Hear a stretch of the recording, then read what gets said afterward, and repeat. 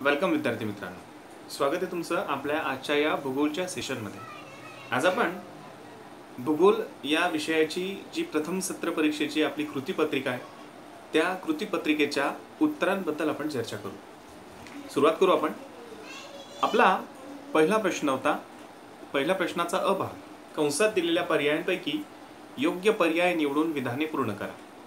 यामध्ये पहिला प्रश्न आहे आपला, पृथ्वीच्या परिवलनास टिंब तासांचा कालावधी लागतो। सोपा प्रश्न आहे हा।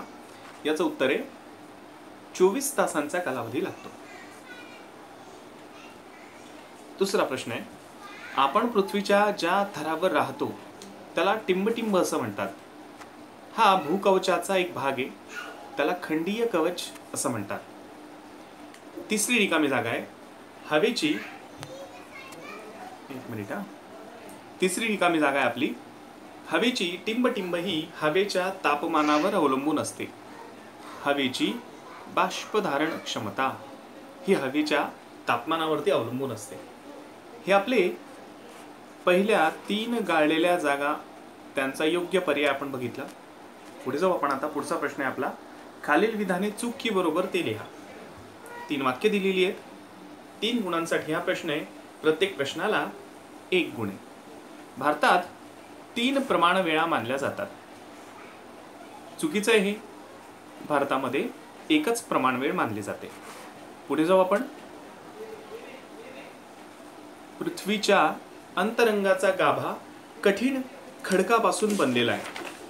हे सुद्धा विधान चूक आहे, कारण पृथ्वीचा जो अंतरंग आहे तो लोह आणि निकेल या 2 घटकांपासून बनलेला आहे, म्हणून हे दुसरं जे आहे ते दुसरं विधान सुद्धा चुकीचं आहे। तिसरं विधान बघू आपण, वाळवंटी प्रदेशात सापेक्ष आर्द्रता जास्त असते।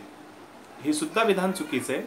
वाळवंटी प्रदेशामध्ये तापमान जास्त असल्यामुळे तिथे सापेक्ष आर्द्रता जी असते ती अत्यंत कमी असते। पुढे जाऊ आपण आता। पुढचा प्रश्न आहे आपला, खालील प्रश्नांची एका वाक्यात उत्तरे लिहा। कोणतेही 4 गुणांसाठी 4 प्रश्नांची उत्तरं आपल्याला इथे लिहायची आहेत आणि एक प्रश्न इथे आपल्याला जास्तीचा दिलेला आहे। कोणत्याही 5 मधून आपल्याला इथे लिहायचे 4 प्रश्नांची उत्तरे आहेत। पहिला प्रश्न बघू आपण, एका तासात किती रेखावृत्ते सूर्यासमोरून जातात? याचं उत्तर आहे 15। एका तासात 15 रेखावृत्ते ही सूर्यासमोरून जातात। पृथ्वीच्या गाभ्याचे 2 भाग कोणते? पृथ्वीच्या गाभ्याचे 2 भाग म्हणजे अंतर्गाभा आणि बाह्य गाभा, हे पृथ्वीच्या गाभ्याचे 2 भाग आहेत। तिसरा प्रश्न आहे, एखाद्या प्रदेशातील हवा कोरडी का असते? हवेतील बाष्पाचं प्रमाण कमी असेल तर त्या भागामधली हवा जी असते ती कोरडी असते। चौथा प्रश्न आहे, भूकवचाच्या खालील भागास काय म्हणतात? भूकवचाच्या खालील भागास सायमा असं म्हणतात। या प्रश्नाचं जर पुस्तकामध्ये सखोल वाचन केलं तर या प्रश्नाचे 2 उत्तर असतील। काही मुलांनी ते सुद्धा उत्तर लिहिलेलं आहे की पृथ्वीच्या भूकवचाच्या खालील भागाला काय म्हणतात, तर काहींनी सायमा असं लिहिलेलं आहे, तेही बरोबर आहे। आणि प्रावरण असं लिहिलंय तर तेही चुकीचं नाही मित्रांनो, ते पण बरोबर आहे, कारण भूकवचाच्या खालचा भाग जो असतो ना तो प्रावरण म्हणून ओळखला जातो। म्हणून ही दोघं उत्तरं जी आहेत ती या प्रश्नाला बरोबर आहे। 5वा प्रश्न आहे, पृथ्वीला परिवलनासाठी किती तासांचा कालावधी लागतो? आपण हा प्रश्न वरतीच बघितलेला आहे। पृथ्वीला 24 तासांचा कालावधी परिवलनासाठी लागतो। पुढे जाऊ आपण आता। प्रश्न दुसऱ्याचा ब भाग, पृथ्वीच्या अंतरंगाची आकृती काढून भागांना नावे द्या। पृथ्वीच्या अंतरंगाची आकृती आपल्याला इथे काढायची मित्रांनो 2 मार्कांसाठी आणि भागांना नावं सुद्धा द्यायची आहेत। आपण ती आकृती बघूया। विद्यार्थी मित्रांनो, ही पृथ्वीच्या अंतरंगाची आकृती आहे। यामध्ये पृथ्वीच्या अंतरंगाचे जे मुख्य भाग आहेत ते मुख्य भाग म्हणजे कोणकोणते, तर हा सगळ्यात वरचा म्हणजे भूकवच, त्याच्या खाली जो दिलेला आहे तो भाग म्हणजे प्रावरण, आणि त्याच्या खाली जो भाग असतो तो म्हणजे गाभा, अंतर्गाभा आणि बाह्यगाभा असे दोन भाग त्याचे पडतात. आणि सगळ्यात मध्यभागी काय दाखवलेलं आहे? पृथ्वीचा केंद्रबिंदू.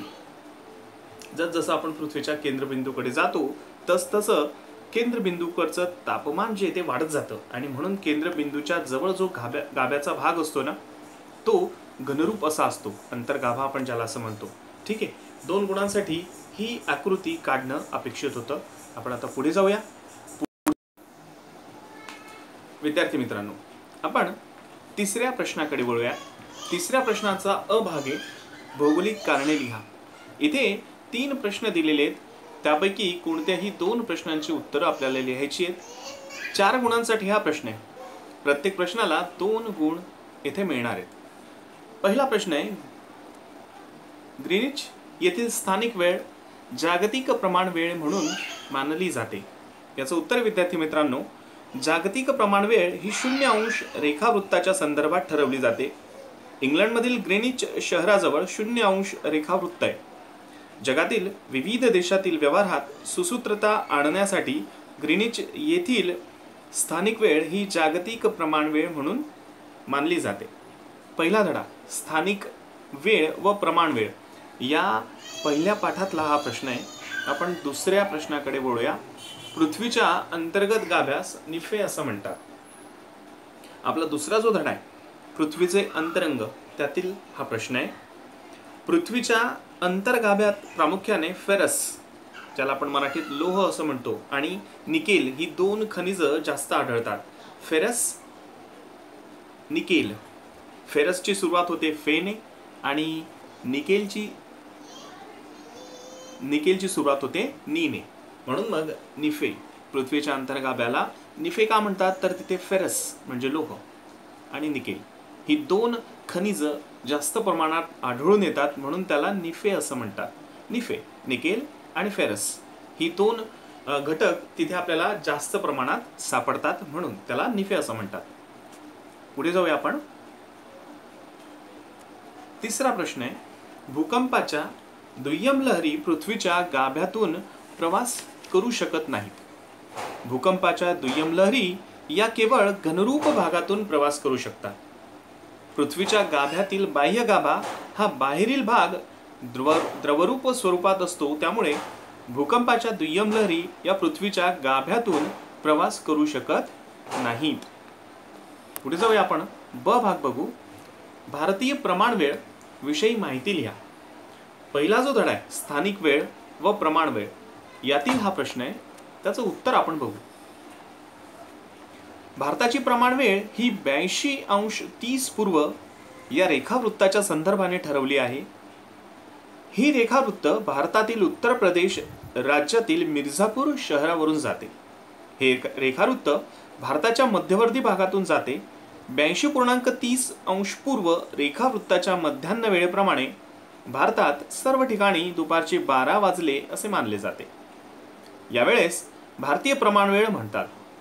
भारतातील 82.30 पूर्व रेखावृत्तावरील स्थानिक वेळ व देशातील इतर कोणत्याही पूर्वेकडील किंवा पश्चिमेकडील रेखावृत्तांच्या स्थानिक वेळात 1 तासाहून अधिक कालावधीचा फरक पडत नाही.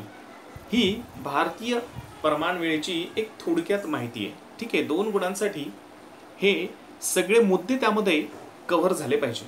पुढे जाऊ आपण आता. दुसरा प्रश्न आहे, पृथ्वीच्या तापमानात पृष्ठभागापासून केंद्रापर्यंत कसे बदल होत जातात. ढोबळमानाने आपण जर पाहिलं तर पृथ्वीच्या पृष्ठभागापासून जसं आपण केंद्रापर्यंत जात जातो तसं तापमान जे आहे ते वाढत जातं.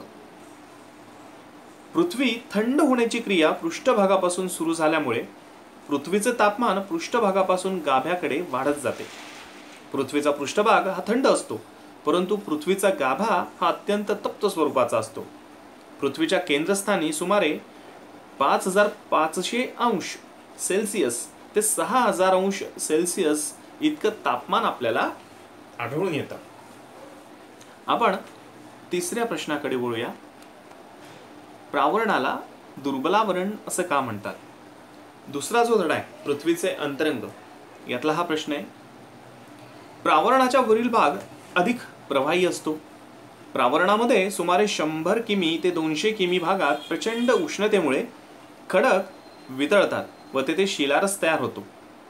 प्रचंड दाब आणि उष्णता यामुळे प्रावरणात अंतर्गत हालचाली मोठ्या प्रमाणात होतात आणि परिणामी भूपृष्ठावर भूकंप, ज्वालामुखी पर्वत निर्मिती, द्रोणी निर्मिती यासारख्या भौगोलिक घटना ज्या आहेत त्या घडून येतात. प्रावरणात अनेक प्रकारच्या हालचाली व भौगोलिक प्रक्रिया सातत्याने घडत असल्यामुळे प्रावरणाला दुर्बलावरण असं म्हणतात.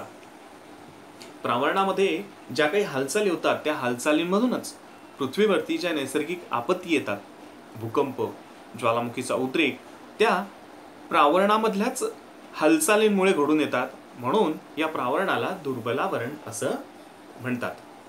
विद्यार्थी मित्रांनो, आपली भूगोलाची ही प्रथम सत्र परीक्षेची 20 गुणांची ही कृतीपत्रिका होती.